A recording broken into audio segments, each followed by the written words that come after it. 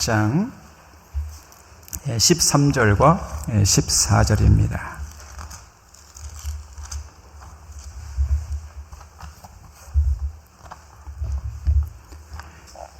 신약성경 골로새서 1장 13절과 14절입니다. 찾으셨으면 한 번 더 자리에서 못 일어나셔서 우리 하나님을 경외하는 마음으로 저와 함께 읽습니다. 시작. 그가 우리를 흑암의 권세에서 건져내사 그의 사랑의 아들의 나라로 옮기셨으니 그의 아들 안에서 우리가 속량 곧 죄사함을 얻었도다. 아멘. 자리에 앉아 주시기를 바랍니다.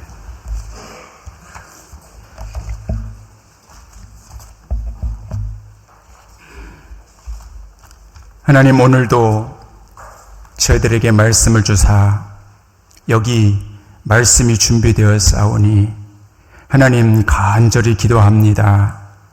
우리가 이 말씀을 보고 들을 때 잘 깨달아지기를 원합니다. 잘 깨달아지게 하여 주시옵소서. 깨닫고 돌아서는 지혜로운 하나님의 나라 사람들 다 되게 하여 주시옵소서. 예수 그리스도의 이름으로 기도하옵나이다. 아멘. 사진을 하나 이렇게 보여주시면 어느 초등학생이 저 사진을 보고 이런 질문을 했습니다. 선생님, 저는 예수님이 왜 저렇게 굳이 십자가를 지셨는지 이해가 안 됩니다. 예수님은 하나님이시잖아요. 그러면 말씀으로 용서해 주신다고 하면 되지. 왜 굳이 십자가를 저렇게 지셔서 사람을 미안하게 만드는지 모르겠습니다. 혹시 그런 능력이 없어서 그런 건 아닐까요? 하고 이 초등학생이 물었습니다. 여러분과 제가 신앙생활 하시면서 그런 생각이 드시는 분도 계실 것입니다. 전능하신 하나님이신데 그냥 죄 없어져라 하고서 한마디 하시면 되지 왜 굳이 예수님이 역사 속에 오셔서 저렇게 험한 십자가를 지셔야 하셨을까 하는 것이요. 오늘은 그 질문에 대답을 좀 해보겠습니다. 여러분들 주보에 보시면 설교 요약이 있으니까 보시면서 쓰시면서 같이 한번 보십시다. 예수님이 왜 굳이 십자가에 돌아가셔야만 했는가? 그것은 하나님의 속성 때문인데요. 그것을 공의 때문에 그렇습니다. 공의라고 써보십시오. 공의의 속성이죠. 공의의 속성, 하나님의 공의라는 그 속성 때문에 예수 그리스도는 오셔야 했고 십자가를 지셔야 했습니다. 여러분, 죄를 짓고 뭔가 위반했을 때는 그에 합당한 형벌을 반드시 받아야 공의로운 정의로운 세상이 되지요. 그죠? 말만 해놓고 처벌이 없으면 그 사회는 무너지는 거잖아요. 하나님의 나라도 똑같습니다. 자, 여러분, 우리가 학교 앞에서 스쿨존에서 이렇게 차를 몰고 갈 때 몇 킬로로 운전하지요? 30킬로로 하잖아요. 그래서 30킬로가 넘어가면 만약에 여러분이 스쿨존에서 30킬로로 하셔야 되는데 가끔 어떻게 하다가 그거를 못 지키고 가실 때가 있어요.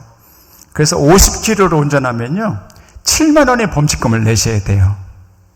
그거는 예외가 없어요. 반드시 그렇게 하셔야 돼요. 대통령도 위반하면 스티커를 붙여야 되는 거예요. 날려야 되는 거예요. 반드시 7만 원을 내야 되는 거예요. 그게 공의예요.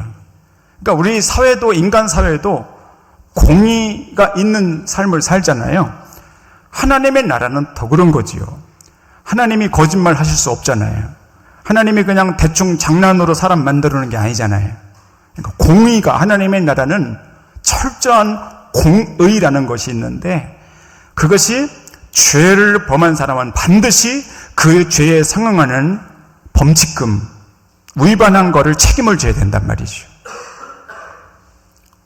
그래서 하나님은 그 공의를 잘 지키시기 위해서 구약의 레위기에 보면 그 공의의 하나님이 사람이 죄를 지면 어떻게 그 범칙금을 내는가, 거기에는 어린 양의 희생제물을 드리게 되어 있어요. 그래서 번제, 속죄제, 속건제, 화목제, 소제, 이런 것들이 다 인간이 죄를 지었을 때 위반을 했잖아요. 그러니까 그거를 해결해야 되는데, 그걸 해결하기 위해서 어린 양, 짐승과 곡식의 소제를 하나님께 드려서 그 죄를 없애는 공의로우신 하나님이 레위기에 있어요. 그래서 예수님도 마찬가지예요. 여러분과 제가 인류가 이렇게 인생을 살아갈 때에 그 지었던 죄를 하나님이 없애셔요. 그 죄를 사하시기 위해서 예수님은 이 땅에 오셔야 했고, 저렇게 십자가에 처참한 정말 페널티죠. 범칙금과 같은 이 죄의 형벌을 누군가는 하셔야 되는데, 그게 예수님이시라는 거죠. 예수님이 그 하나님의 공의 때문에 오셔야만 했고, 그 십자가 위에 달리셔서 죽으셔야만 했던 것이죠. 그래서 상당히 이 개념이 어렵긴 하지만 잘 생각하면 금방 이해가 됩니다. 그 하나님의 공의가 있기 때문에 여러분과 저를 위해서, 우리를 사랑하사 예수 그리스도께서 이 땅에 오셨고, 여러분과 저를 위하여, 우리의 죄를 위하여 십자가에 저렇게 달려 하나님의 공의를 실천하신 줄로 믿습니다. 두 번째는 죄입니다. 죄 때문에 한번 써보십시오. 죄 때문에 그렇습니다. 죄를 속하려면 반드시 뭐가 필요하냐면 피가 필요합니다. 죄를 속하려면 반드시 피가 필요합니다. 자, 이제 사진 하나 또 보여드릴 텐데요. 여러분, 성경에 죄라는 용어가 많이 나옵니다. 근데 그 죄의 어원을 잘 보면 하마르티아, 이렇게 그리스어로 하마르티아 이렇게 발음합니다. 근데 그 내용이 참 재밌습니다. 죄라는 것이 뭐냐면, 화살이 시위를 떠나서 관역을 향해서 이렇게 가잖아요. 근데 화살을 쏘는 사람은 저 관역이 있단 말이죠. 저 관역을 바라보고 여기서 화살을 쏘는 거지요.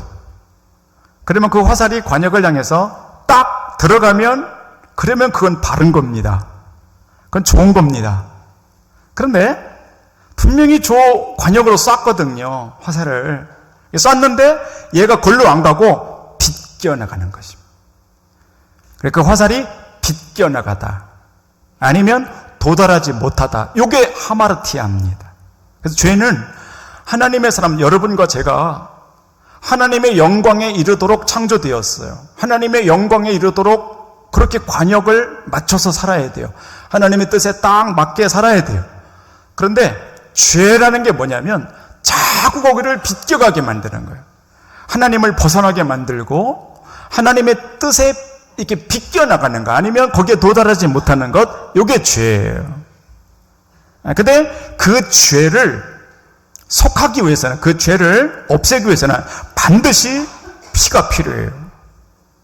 구약에 보면, 레위기 16장에 보면 이스라엘 백성들은 1년에 한 번 대제사장이 대속죄일을 지켜요. 그러면 대속죄일에 대제사장이 염소 2마리를 끌고 와요. 잘 들어보십시오. 염소 2마리를 끌고 와서 한 마리에게 대제사장이 손에 안수를 합니다. 그 머리에 안수를 합니다. 그럼 이렇게 기도합니다. 하나님, 이스라엘 백성들이 지었던 모든 죄를 이 염소에게 전가하오니. 그리고 이 염소가 죽을 때 이스라엘의 죄를 다 사하여 주옵소서 하고 그 염소를 그 자리에서 죽입니다. 그래서 피를 내서 화제로 하나님께 드립니다. 그래서 죄를 속할 때는 반드시 피가 필요합니다. 그 다음에 두 번째 염소, 첫 번째 염소는 그렇게 죽이고요. 두 번째 염소 마찬가지입니다. 대제사장이 그 머리 위에 손을 얹고 안수합니다.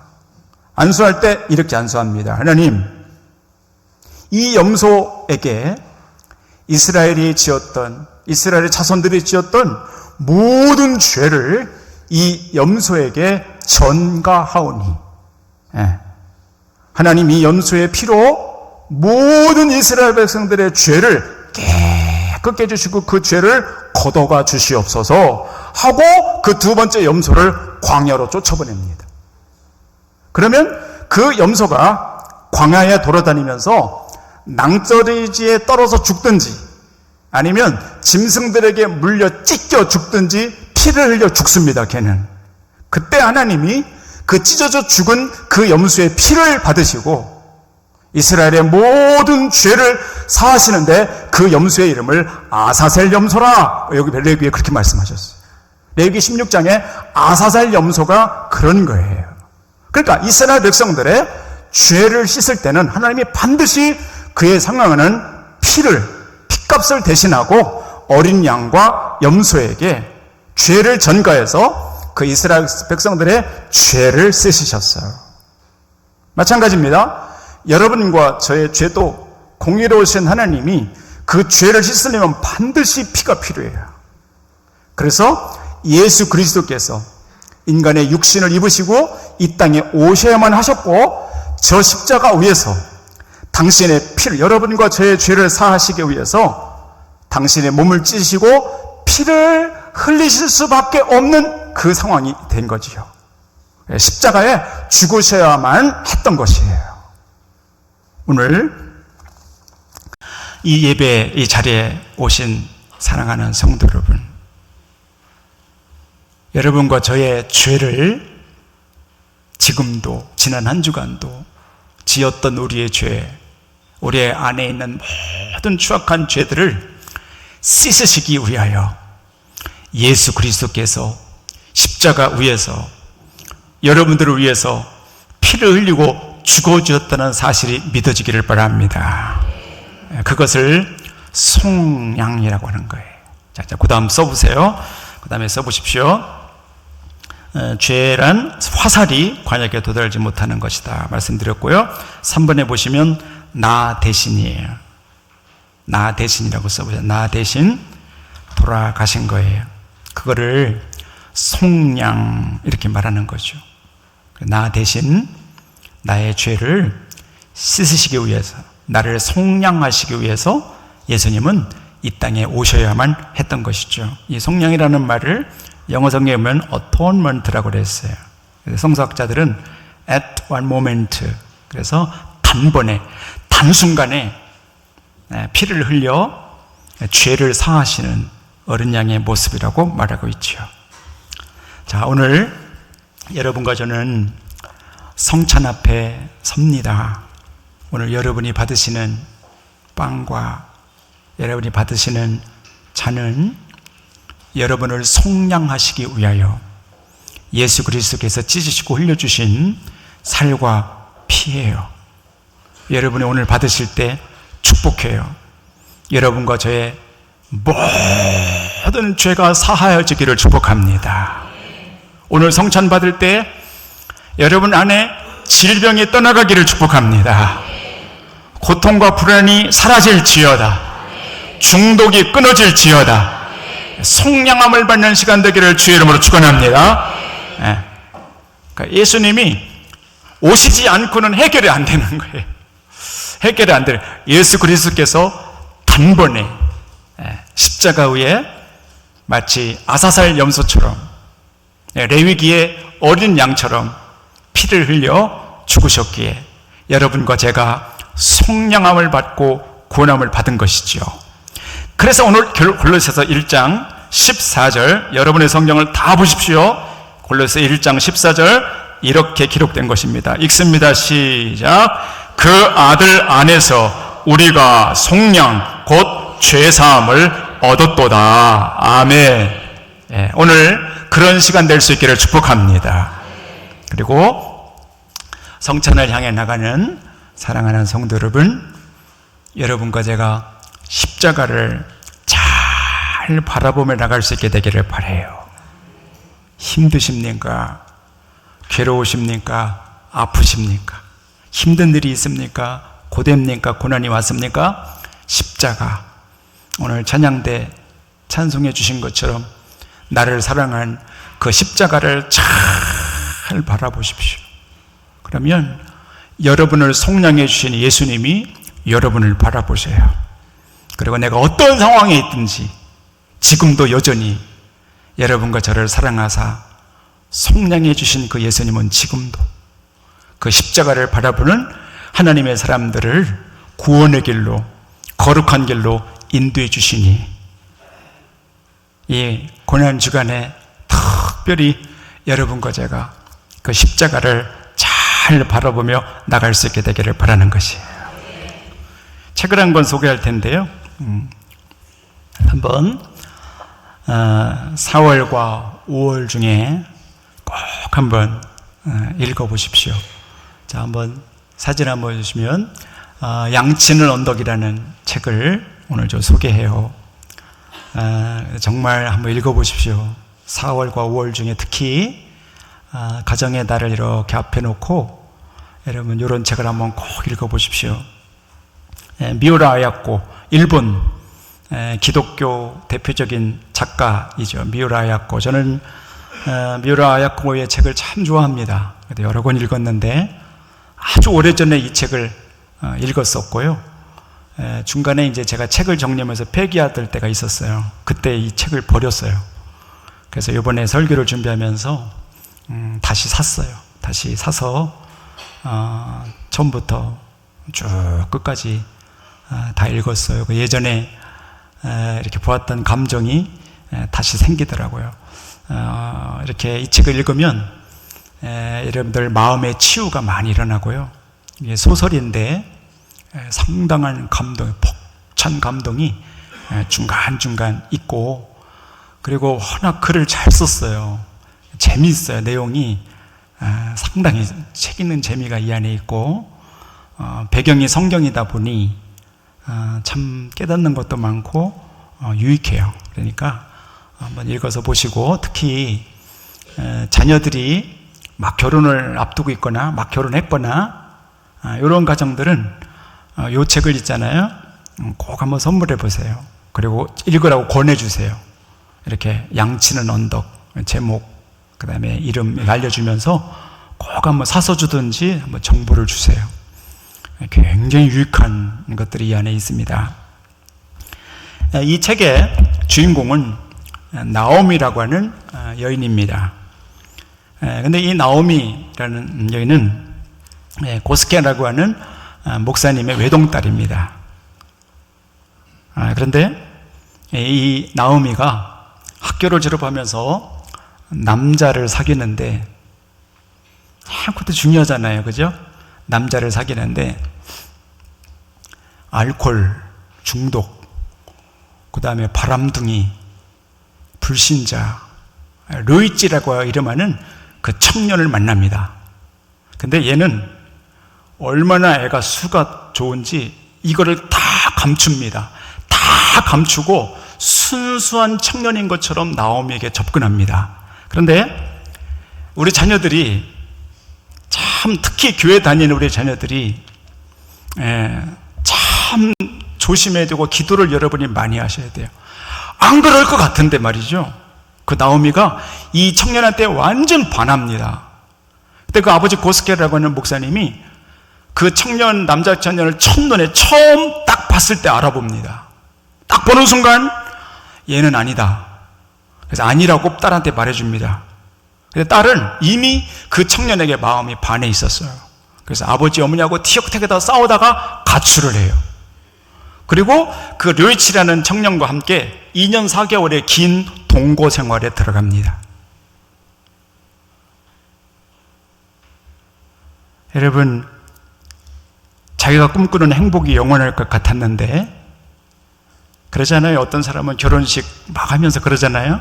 결혼식 끝나고 멘트에 이제는 우리는 행복한 꽃길만 걷겠습니다. 막 그러잖아요. 그럼 뭐라 하세요? 식사하면서 뭐라 그래요? 살아봐라, 이제. 그러잖아요. 살아봐라. 이 꽃길만 걷나? 살아봐라, 이제. 얘들이 그런 거예요. 이제 나오미가 그런 거예요. 가출해서 내 맘대로 살고 싶은 거예요.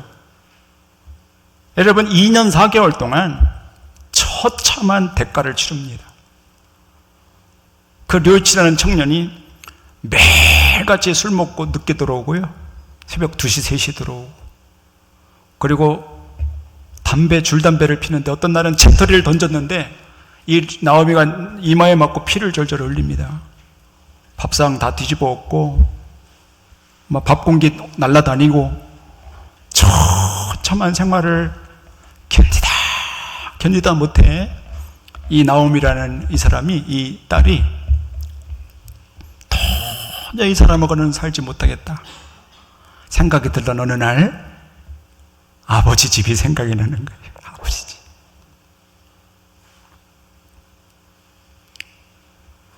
따뜻한 사랑이 있는 아버지 집에 돌아가고 싶은 마음이 확 듭니다. 지옥 같은 이곳에서 벗어나 아버지 집이 그리워지는 것이죠. 그래 어느 날 진짜 자기도 모르게 택시를 잡고 밤늦게 아버지 집으로 돌아갑니다. 자, 그때 여기 이 미우라 아요코라는 이분이 이 책에서 이렇게 썼습니다. 제가 잠깐만 읽어볼게요. 그때 상황을. 차에서 내리자 그립던 예배당이 거무스름한 하늘에 우뚝 서 있었다. 나오미는 숨을 죽이며 예배당을 바라보았다. 이미 부모님은 잠들었을지 모른다고 생각하며 발소리를 죽이며 목사관 앞까지 갔다. 아, 아버지는 아직도 주무시지 않는구나. 서재에는 불이 켜져 있었다. 커튼에 가려 방 안은 보이지 않았다. 그러나 자기가 서 있는 곳에서 1미터도 되지 않는 거리에 아버지가 계시다고 생각하니 나오미는 가슴이 뜨거워졌다. 아버지, 저 나오미예요. 나오미는 현관문에 가만히 손을 대보았다. 잠겼을 줄 알았던 문이 뜻밖에도 드르륵 하고 가볍게 열렸다. 깜짝 놀라 몸을 움츠렸을 때 서재의 문이 재빨리 열리며 아버지가 커다란 몸을 드러냈다. 오, 나오미 아니냐. 반가움에 넘친 목소리와 함께 아버지 고스케는 맨발로 달려나왔다. 문을 반쯤만 열고 현관 밖에서 고개를 숙이고 있는 나오미의 어깨를 껴안으며 고스케 아버지가 큰 소리로 외쳤다. 여보, 나오미야, 나오미가 돌아왔어. 그렇게 외치고 있는 거예요. 글을 이렇게 읽어 내려가다가 이 장면에 다다랐을 때 여러분 감동이 밀려옵니다. 탕자를 기다리며 그 탕자가 돌아왔을 때 맨발로 나가 그 아들을 끌어안았던 아버지의 모습하고 똑같죠. 그리고 나오미가 아버지 품에 안겨 한없이 웁니다. 그리고 아버지 집에 돌아와 잠시 머뭅니다. 그리고 이 이야기는 그 이후에 르이치라는 그 나오미에 사귀었던 그 청년이 이 목사관에 잠시 후에 들어옵니다. 나오미를 찾으러 온 것이죠. 그런데 그 르이치가 왔을 때 그는 폐병에 걸려 있었습니다. 각혈을 하고 피를 쏟았어요. 그러니까 아버지 고스케 목사님이 얘를 돌보기 시작하는 거예요. 그런데 그 어간에 그 가족이 이 애를 완전히 용서를 합니다. 그리고 품고 가족처럼 대합니다. 그런데 거기서 이 료이치가 자신을 그렇게 대해주는, 맞이해주고 품어주는 그 가족들의 그 품 안에서 회심을 합니다. 이게 뭐냐? 이게 뭐지? 하고 알아내는 순간 이것이 그리스도의 사랑이었다는 것을 깨닫게 됩니다. 그리고 가족들한테 말합니다. 원래 이 료이치는 화가였습니다. 그림을 그리는 사람이었습니다. 그래서 다락에 올라가서 그림을 그리기 시작합니다. 어떨 때는 피를 쏟으면서 그림을 그려요. 그리고 아내 나오미에게 말합니다.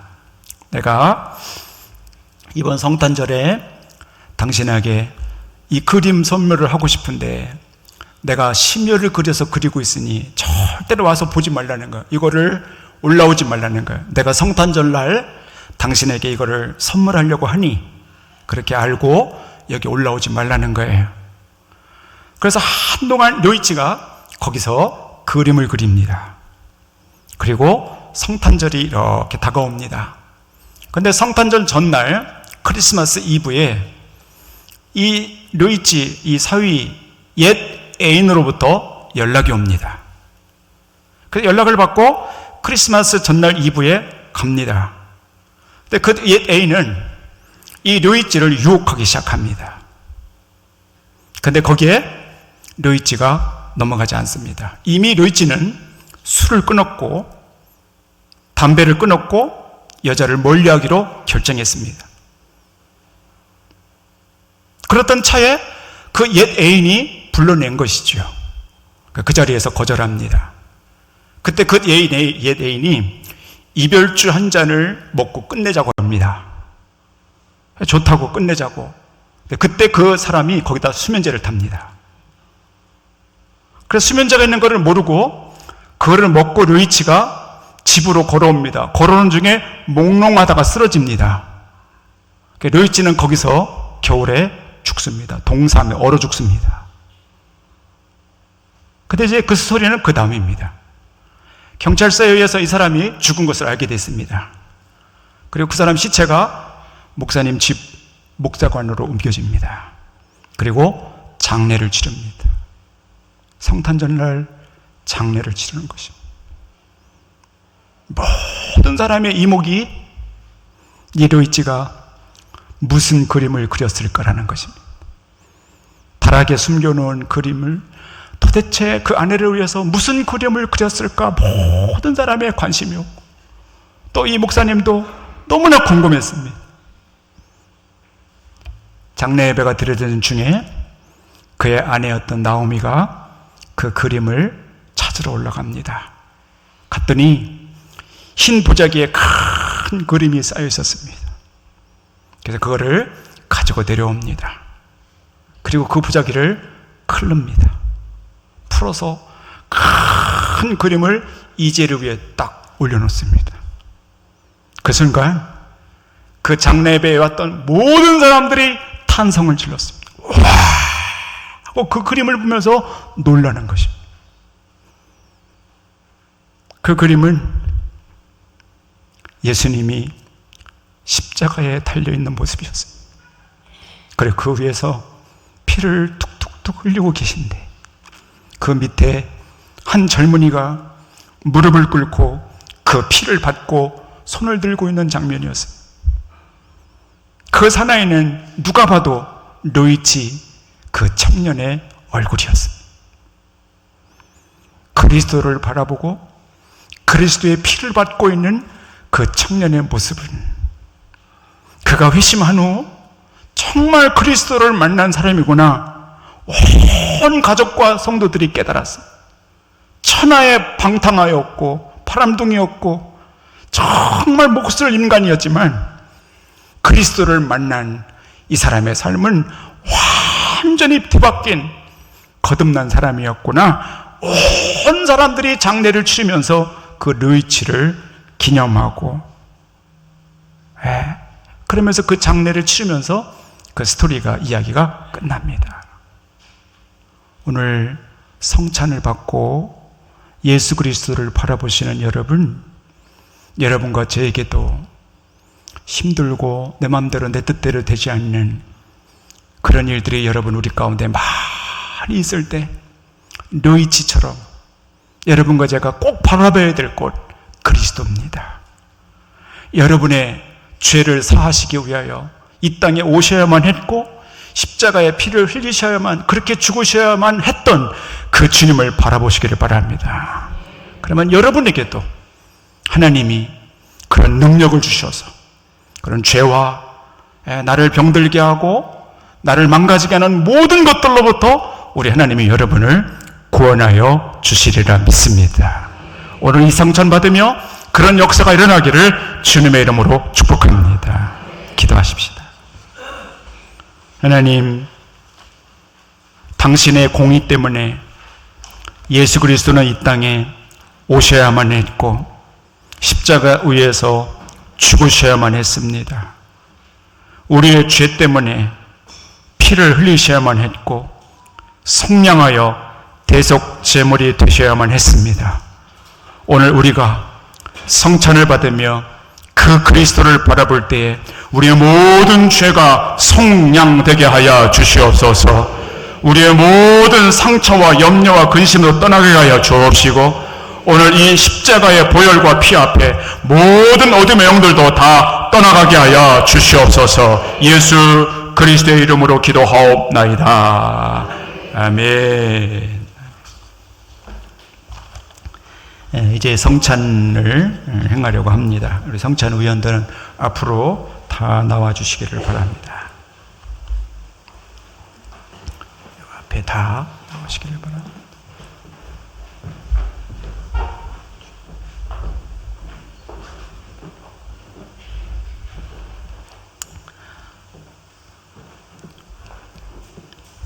주님의 순환을 기념하는 거룩한 사순절에 그리스도의 희생에 합당한 삶을 살려고 굳게 결심하는 여러분들을 이 거룩한 식탁에 초대합니다.